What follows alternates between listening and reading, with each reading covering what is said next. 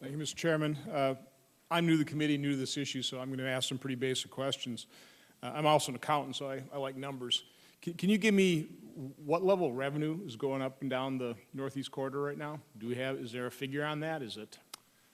It's over $1 billion at this point in time, but it's we raise about a number that's coming in my mind between 200 and 300 million above what our costs are to operate on the corridor without capital. No, is that just Amtrak or is that total revenue? That's just Amtrak. Just Amtrak. Just Do you know total traffic over the Northeast Corridor? The total traffic, not the total revenue. The total traffic is about 260 million passenger trips.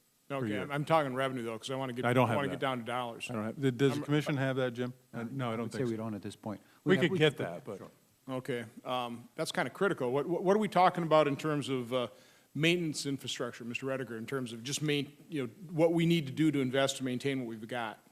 I mean, what a ballpark figure? Yeah, so we've put together this needs report, which breaks it up by segment into what each segment needs, and this is multiple billions of dollars to reach a state of good repair on the infrastructure, so capital investments, the ongoing operating costs, in addition to Amtrak's.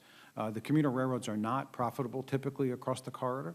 They're very efficient relative to, as a transportation mode. I know for the New Haven line, we're running at about 75% cost recovery.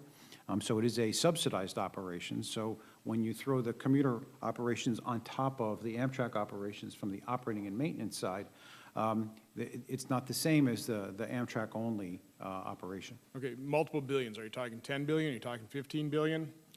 Well, so we've identified a period of time that we believe there's an infrastructure need. Total number? I could tell you that we're behind right now about $5.8 billion in terms of bringing it up to a state of good repair. And we're putting in whatever the federal government allows us to do on capital for each year, and that there's the appropriation that comes from the federal government. Could be $500 million, and it could be over $1 billion, depending on what's available. How much does Amtrak lose on the Northeast Corridor then every year?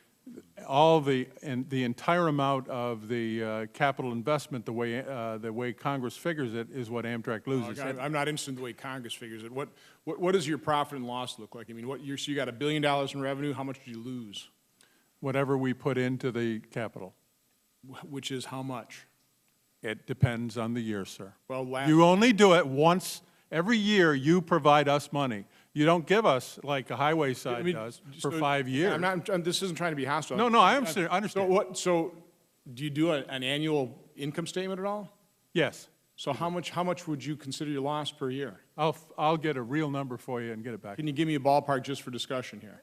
Not in the way you're asking the question. I can't. No, sir. Okay, that's a problem when you're trying to figure out how to privatize something. Wow. So you can't tell me how much you lose in a year. I can tell you that the whole company, what the whole company loses. Okay, how much is on the Northeast Corridor itself?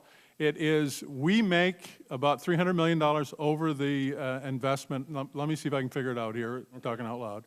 Between $200 and $300 million over our operating cost, and the federal government provides an investment for us in the neighborhood of $500 million a year. So we're losing probably a couple $100 million, $200 to $300 million a year. Okay. And if you add the ARA funding, or if you add the extra funding we've had, we would lose a greater amount of that because we'd have a greater investment in infrastructure. So total, what does Amtrak lose a year then, in total? It's on our long distance trains and those that are the state corridors, we're losing this year, I think, around $400 to $500 million. Okay, and that is inclusive of what you get subsidized by the federal government?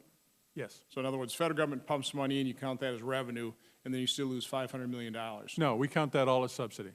All the federal government comes in is considered a subsidy for the capital side, which is the Northeast Corridor for the most part, and you take all of our profits off the Northeast Corridor and you put that into long distance trains, and then what's left is a subsidy for long distance trains and state corridors. Okay, but you say you lose about $500 million or $500 million a year. Yes. $500 million a year. 400 to 500. And is that exclusive of the subsidy? Is what I'm asking, or is that after the subsidies? In other words, if you get $2 billion worth of revenue, you get $500 million worth of subsidy from the federal government, you still lose $500 million. Well, it includes all of the subsidy. It includes everything from the federal government. Let me just ask one question.